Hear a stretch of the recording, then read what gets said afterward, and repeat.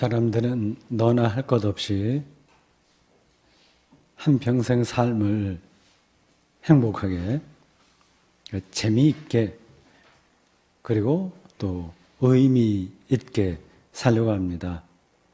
기독교인들도 다 마찬가지입니다. 담임 목사로서 저는 여러분이 가능한 대로 그렇게 재미있고 행복하고 즐겁고 의미 있게 인생을 살기를 바랍니다. 문제는 어떻게 사는 게 정말 행복한가 하는 것에 대해서 우리가 여전히 모른다는 데 있습니다.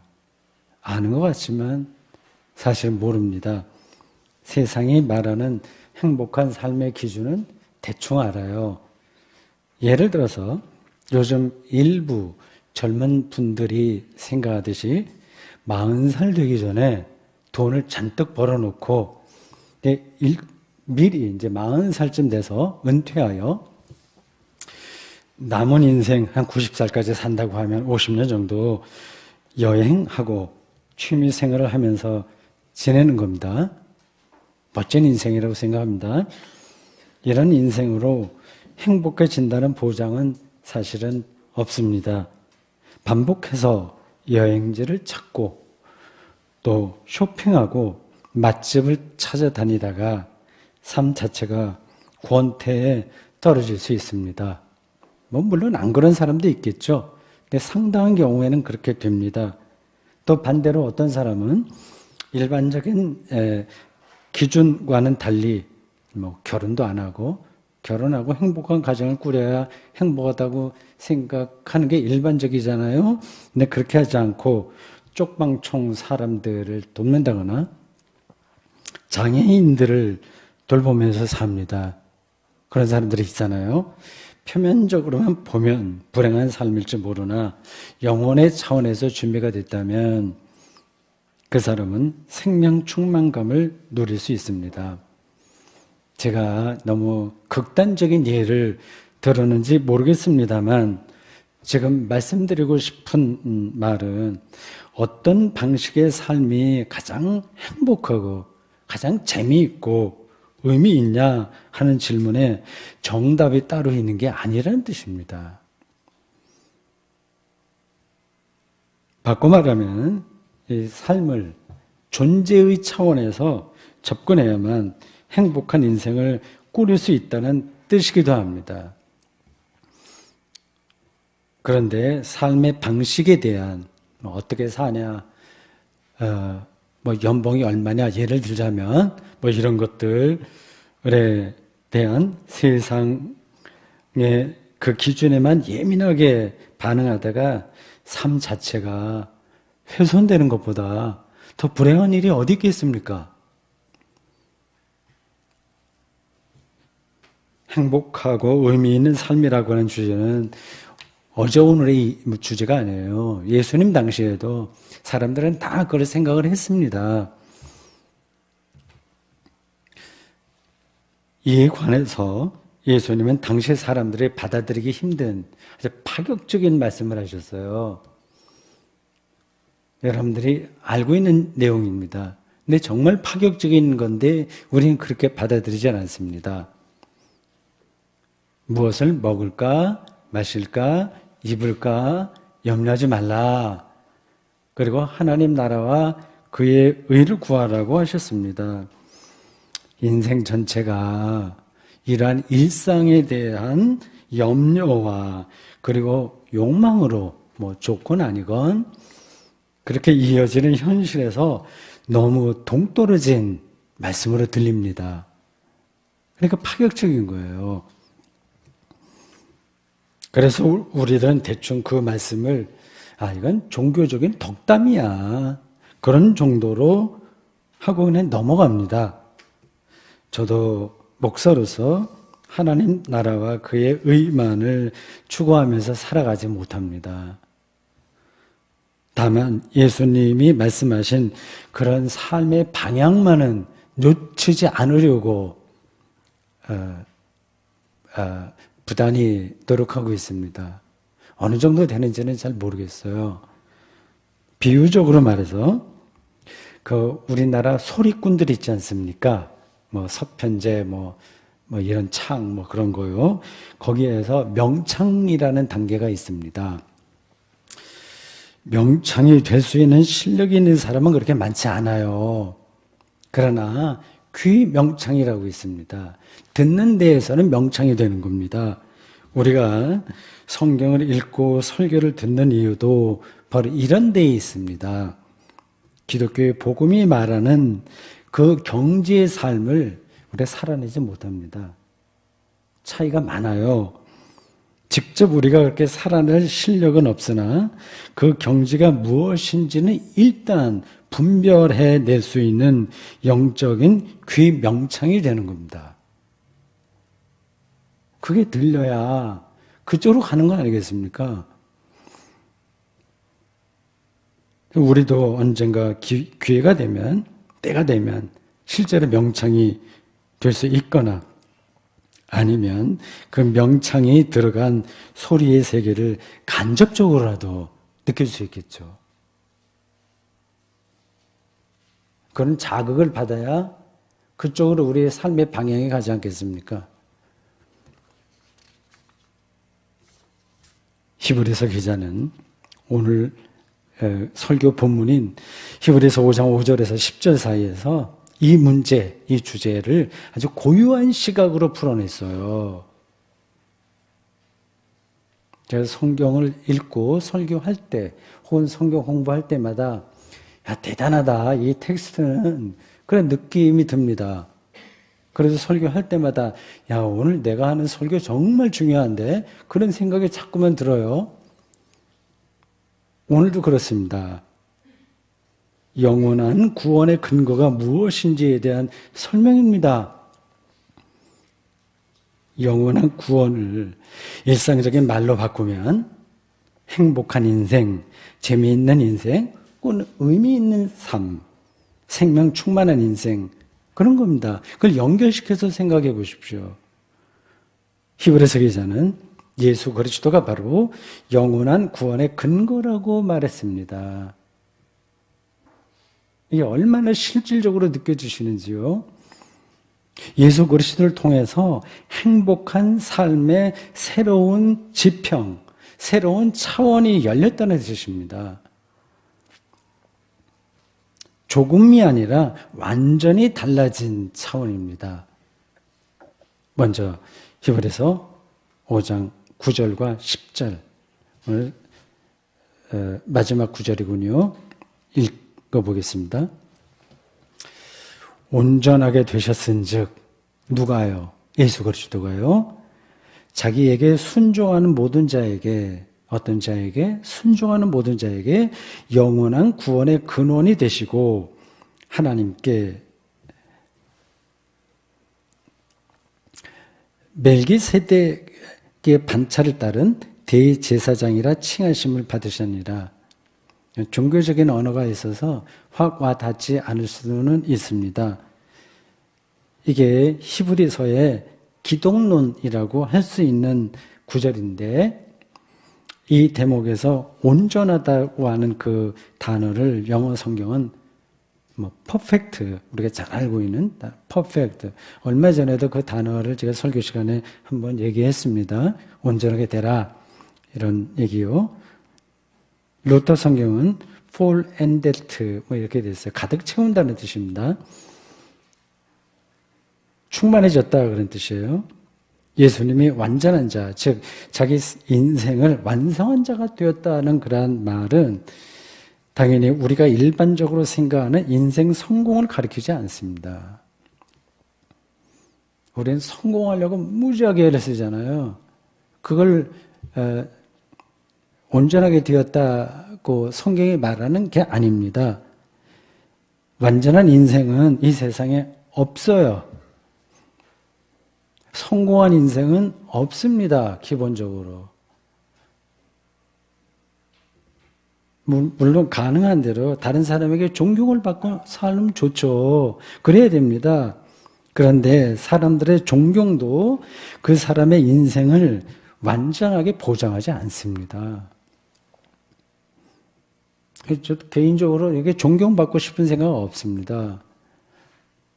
별로 중요하지 않기 때문에 그렇습니다. 상대적으로 중요할 뿐인 거예요. 존경을 받거나 인기를 얻으려는 사람은 계속 거기에 노예가 됩니다. 묶이게 돼요. 우리나라 언론이 클릭수에 매달려서요, 여론을 왜곡하는 일이 다반사 아닙니까? 외모, 지상주의가 그 사람의 삶을 어떻게 파괴하는지 우리는 압니다. 그러니까 예쁘다, 멋있다 이런 말이 그런 말 하지 말고 살아라는 뜻이 아니에요. 거기에 매달리면 삶이 파괴됩니다. 그냥 우리는 다른 사람이 그렇게 사니까 휩쓸려서 사는 겁니다. 일반적으로 그렇습니다. 뭐 저도 예외는 아니에요. 완전한 자가 되었다고 하는 말은 하나님께 받아들여졌다는 뜻입니다.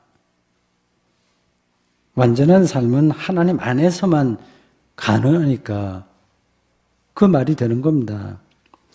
그러니까 하나님에게 받아들여졌다고 하는 말은 또 하나님에게만 가능한 생명을 얻었다는 뜻입니다. 다시 이거를 비유적으로 명창 말씀드리겠어요? 명창의 반열에 오른 사람은 소리의 세계에 받아들여졌다는 뜻입니다. 소리의 세계는 아무나 들어가지 못해요. 소리는 들을 귀가 있는 사람들만 들을 수 있는 고유한 소리를 내기 때문입니다. 보통 사람들은 이 소리를 단조롭게 느껴요. 그러나 명창은 계명으로 말해서 미와 솔 그 사이에 거의 무한에 가까운 소리를 느끼면서 노래할 수 있습니다. 그걸 단조롭게 느끼는 사람하고 그 안에서 소리의 무한한 그 차이들을 느끼는 사람하고의 그런 차이입니다.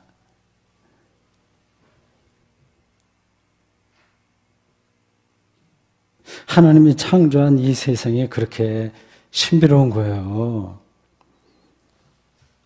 여기도 꽃 보십시오. 제가 위에 앉아서 잠깐 봤는데 화려하잖아요. 이 꽃을 꽃이라 이름하고 존재 차원에서 하나가 되는 것, 생명 경험이거든요. 그걸 느끼는 사람에게는 이 순간에 다른 게 필요 없는 거예요. 그렇게 느끼는 사람이 있고 아무것도 느끼지 않고 다른 것에 정신이 산만해져 있는 사람도 있고 합니다.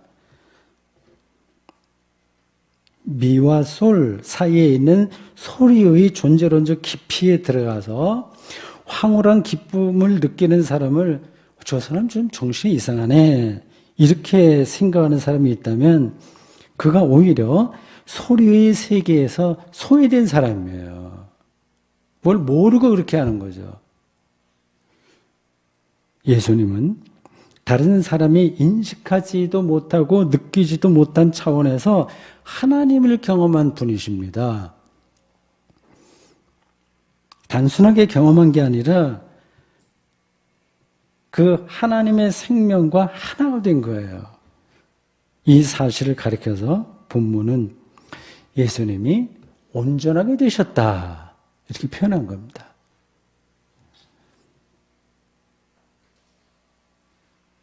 히브리서 기자는 이어서 말하기를 완전하게 되신 혹은 온전하게 되신 퍼펙트하게 되신 예수 그리스도가 영원한 구원의 근원이 되셨다고 했습니다. 영원한 존재는 하나님 외에 없으니 예수 그리스도가 영원한 구원의 근원이 되었다고 하는 말은 그가 하나님에게 전폭적으로 받아들여졌다는 뜻입니다. 우리가 세상에서 경험하는 것들은 모두 잠정적이지 영원하지 않습니다. 우리가 원하는 인생 목표를 다 성취해도 영혼의 만족을 경험하지 못하는 이유가 여기에 있는 거예요. 그 어떤 것으로도 영혼의 만족은 불가능합니다. 우리가 지구에서 살아가기에 이러한 잠정적인 실존을 무시하거나 외면할 수는 없어요. 허공에 사는 게 아니잖아요. 가능하면 이러한 실존에서 좀 즐겁게 살고요. 이웃들과 좋은 일에서 연대하면서 살아야 됩니다. 그래도 여전히 궁극적인 구원에는 우리가 이르지 못합니다. 일단 뚫어봐야 됩니다. 예를 들어서 어떤 분들은 저도 뭐 거기에 포함되는데 세상에 정의가 필요하다고 생각합니다. 정의를 위해서 투쟁합니다. 적폐를 청산하자고 이야기합니다. 역사가 진보하려면 이러한 일들이 필요합니다. 그런데요, 잘 생각해 보십시오. 그러한 일들이 우리가 원하는 만큼 다 이루어졌다고 합시다. 모든 문제가 해결될까요? 새로운 정권이 들어서면 완전히 좀 새로워지리라고 생각했던 세상에 왜 이따위냐 하고 호소한 분들을 그렇게 호소하거나 또 좀 불편해하는 분들을 저는 이해는 하지만 그들의 주장에 동의하지는 못합니다. 누가 권력을 잡아도 완전한 세상을 만들어낼 수가 없습니다. 진보적이고 개혁적인 사람들 자신들이 부패할 수 있고요. 그 반대 세력의 저항으로 역사가 퇴행할 수도 있고요. 우리가 다 계산해낼 수 없는 요인들이 이를 우리는 죄라고 말하는데 개인의 삶과 사회를 왜곡시킬 수 있습니다. 이게 억지로 되지가 않습니다. 교회도 사실은 마찬가지예요. 아무리 민주적이고 합리적이며 개혁적인 교회를 세워가려고 노력해도 그 안에는 여전히 죄가 작동합니다. 코드가 맞는 사람들끼리 모여도 다툼이 벌어질 수밖에 없습니다. 그런 거 전혀 없는 교회 공동체는 없습니다. 히브리서 기자는 예수 그리스도를 통해서만 생명의 근원을, 그러니까 종말에 완성될 미래의 생명을 경험할 수 있다고 선포했습니다. 과연 옳은 이야기인가요?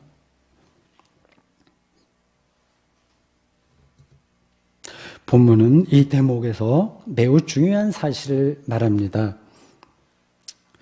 순종하는 자라는 표현이 그것입니다. 예수님은 아무에게나 영원한 구원의 근거가 되는 게 아니라 그에게 순종하는 특별한 사람에게 구원의 근거가 된다는 겁니다. 순종하는 사람에게는 세상이 주지 못하는 생명 충만이, 삶의 생동성이 주어진다는 뜻입니다. 연결이 되시겠죠? 순종은 토를 달지 않고 무조건 따르는 겁니다. 자기가 일단 생각해보고 옳다고 생각하면 따르고 그렇지 않으면 아니다, 그게 아닙니다. 일단 따르는 겁니다. 그게 순종이에요. 이렇게 말하면 좀 독단적이다, 그런 생각이 들 수 있습니다. 그렇지 않습니다.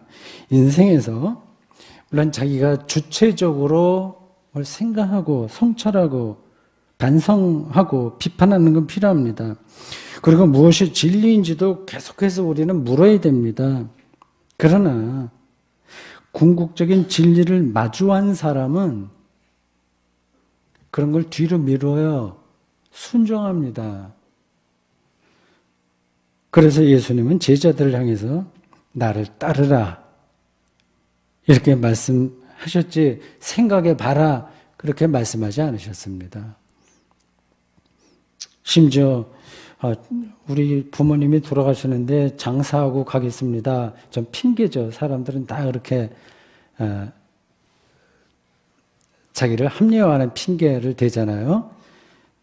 그렇게 말하는 사람에게 죽은 자는 죽은 자에게 장사하게 하고 너는 나를 따르라. 이렇게 말씀하셨어요. 마태복음 8장 22절이에요. 억지스럽게 들립니다. 이해가 안 되면 이상한 논리입니다. 사이비 교주들도 좀 그렇게 비슷하게 주장하죠. 그리고 그 추종자들은 그래서 교주의 행동이나 말이 뭔가 이상하다는 생각이 들면서도 무조건 따릅니다. 이 추종자들의 행태가 건강하지 못한 건 분명하지만 그들이 거기서 어떤 절대적인 세계를 경험했다는 사실만은 분명합니다. 그건 인정해야 됩니다. 악도 혹은 악령도 절대적이라고 하는 점에서는 비슷한 현상으로 나타납니다. 어쨌든지 이런 점에서 기독교 신앙은 여러분 모험이에요. 이렇게 저렇게 다 재갖고 맞아 이게 아니라 모험입니다. 모험이 아니면 궁극적인 진리를 경험할 수 없습니다. 그러니까 순종은 모험이라는 뜻이에요. 순종이라는 영성의 깊이로 들어가야만 기독교 신앙이 말하는 구원의 근원에 접속될 수 있다는 뜻입니다. 어머니 품 안에 안긴 아이가 어머니에게 전적으로 순종하듯이 말이죠.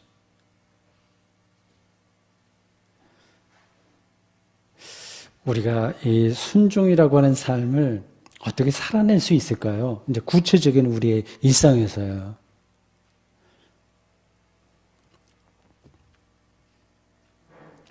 버릴 거를 버리는 데서 시작합니다. 제자들은 가족과 재물과 직업을 포기하고 예수님을 따랐다는 이야기를 복음서에서 우리가 여러 번 들었습니다. 누가복음에 따르면 14장 26절 예수님은 부모와 처자와 형제와 자매와 더욱이 자기 목숨까지 미워하지 않으면 제자가 될 수 없다. 이렇게 극단적으로 말씀하셨습니다. 도대체 말이 안 되는 얘기처럼 들려요. 이런 말씀을 핑계로 실제 자기 부모와의 관계를 소홀히 한다거나 형제, 친구들과의 관계를 무심해도 좋다는 뜻은 아닙니다. 수도원의 수도자들이 가족관계가 얼마나 소중한지 몰라서 출가한 게 아닙니다. 그들은 그러한 가족관계마저 내려놓지 않으면 안 될 정도로 자신들이 순종해야 될 어떤 대상을 만난 거예요. 행복한 거죠. 그걸 만났으면. 못 만난 사람이 불행한 거죠. 그 대상은 물론 예수 그리스도이십니다.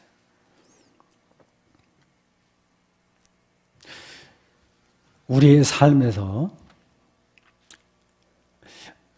버릴 것이 무엇인지 구별하는 게 말처럼 쉽지는 않습니다. 모두가 다 출가, 수도자가 되어야 하는 건 아닙니다. 또 자발적인 가난을 택해야 된다고 강요할 수도 없습니다. 각각의 상황이 다르기 때문입니다. 근데 간혹 우리가 뉴스를 들어서 압니다만 어떤 분은 늙어서 죽기 전에 수십억 원이나 수백억 원에 이르는 자기 재산을 공익단체에 기부하기도 하더군요. 미국에는 이러한 억만장자 기부자 모임, 클럽이라고 하든가 그게 있다고 합니다. 자본주의이지만 이건 좋은 전통인 것 같아요. 우리나라도 유산 처리 문제에서 획기적인 변화가 필요하긴 합니다. 자식에게 유산을 증여하고 싶은 마음이야 인지상정이긴 하지만 그것도 정도껏 해야 되겠죠. 어떤 이들은 편법을 써서 증여세를 회피합니다. 예수님에게 순종하려면 도대체 우리는 무엇을 버려야 될까요?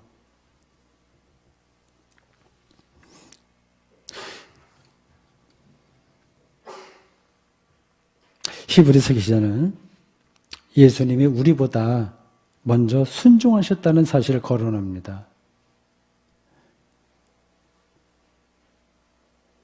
그게 눈에 들어와야 우리도 순종할 수 있을 거예요.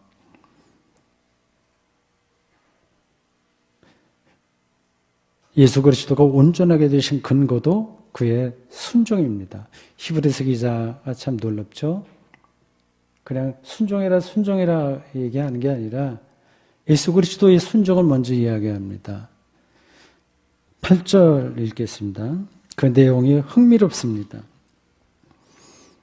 오늘은 제가 설교를 이 성서 텍스트 앞에서부터 뒤로 가는 게 아니라 뒤에서부터 이제 앞으로 가면서 설교가 진행되네요. 그가 아들이면서도 받으신 고난으로 순종함을 배워서 대단한 표현입니다. 예수님의 본질에 대한 정확한 진술이에요. 그 본질에서 하나는 하나님의 아들이라고 하는 사실이고 다른 하나는 고난 겪음이라고 하는 사실입니다. 하나님의 아들, 고난. 이거는 어울리지가 않습니다. 하나님의 아들은 하나님과 같은 능력이 있는 자이기에 영광을 받아야지 고난을 받을 수 없습니다. 그걸 너무 당연하다고 여러분들 생각하시면 안 돼요. 그런데 예수님은 실제로 고난을 겪으셨습니다. 지금 우리는 사순절을 지나고 있어요. 렌트 계절입니다. 예수님의 고난을 40일 동안, 주일을 빼고 40일 동안 지키는 절기입니다. 복음서 기자들이 예수님에 관해서 기록할 때 다른 대목에서는 이렇게 조금 크고 작은 차이가 있으나 예수님이 체포당하고 재판을 받고 십자가에 처형당했다는 대목에서는 일치합니다. 가장 중요하기 때문에 그렇습니다. 그들은 이 사실을 받아들이기가 어려웠을 겁니다. 그들이 기대한 메시아는 초자연적인 능력으로 악을 제압하고 승리자가 되어야만 했습니다. 그런데 그들의 기대는 무너졌습니다.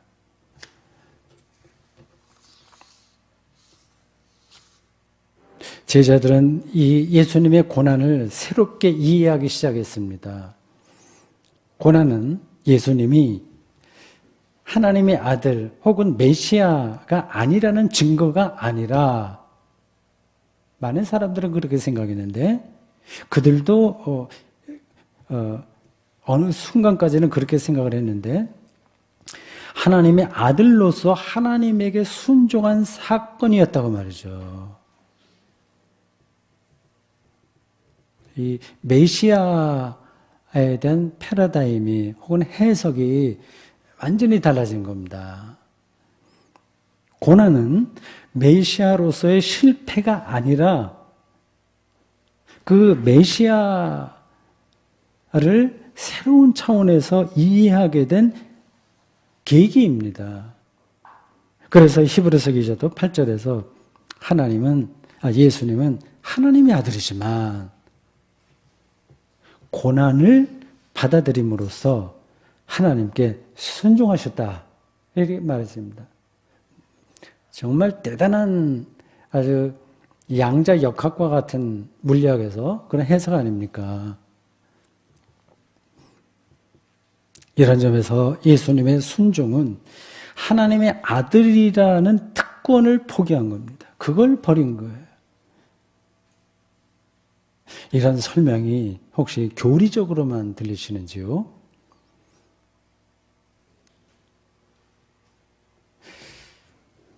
예수님이 당하신 고난이 무엇인지를 7절이 아주 상세하게 설명합니다. 그가 육체로 살아계실 때 우리처럼 사신 거예요. 똑같이 하나님께 심한 통곡과 눈물과 간구와 소원을 올렸다고 했습니다. 그는 살아있을 때 고독했습니다. 당연하시죠. 공중에 새는 깃들 곳이 있고 여우도 굴이 있으나 당신은 머리 둘 곳조차 없다고 토로하셨습니다. 제자들은 예수님에게 전혀 도움이 되지 않았습니다. 우리와 비슷하죠. 예수님의 마지막이 가까운 시점에서도 제자들은 누가 더 크지? 이런 걸로 다투었습니다.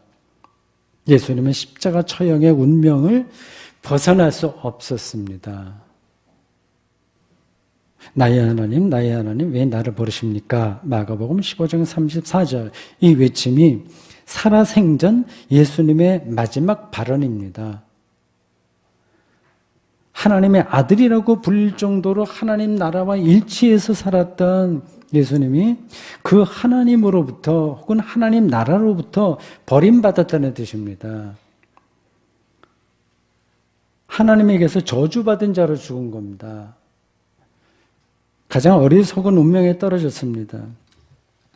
우리 자신과 우리 자녀들이 이런 운명에 떨어진다면 우리는 치를 떨 겁니다.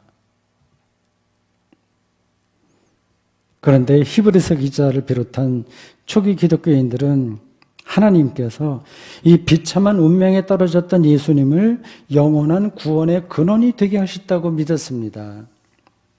옳은가요? 헛소리인가요?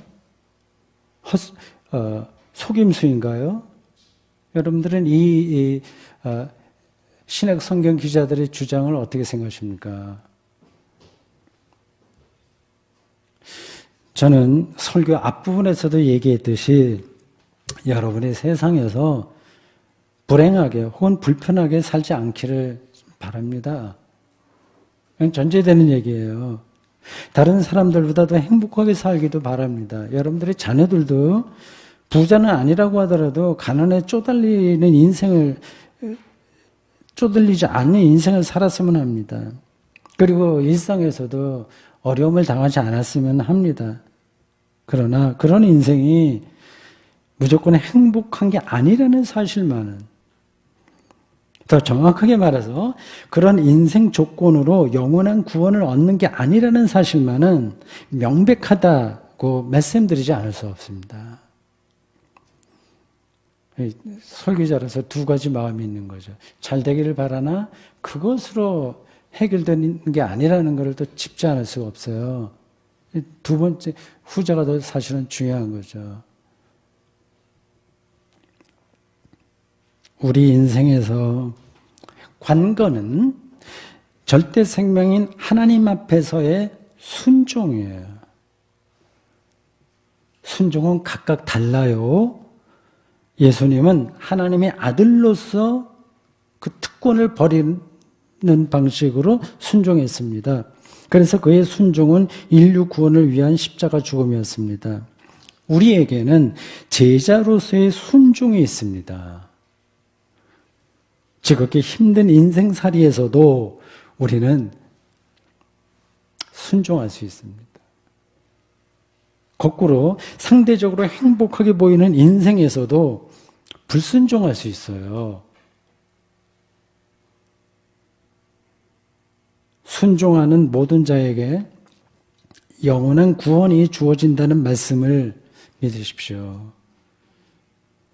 구체적으로 그러한 영원한 구원이 어떻게 주어지는가 궁금하십니까?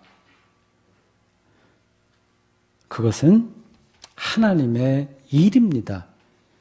하나님이 십자가의 죽음까지 순종하신 예수님을 죽은 자 가운데서 살렸듯이 각자 자신의 처지에서 순종하는 우리를 하나님이 특별한 능력과 특별한 방식으로 영원한 생명 안으로 구원하실 겁니다.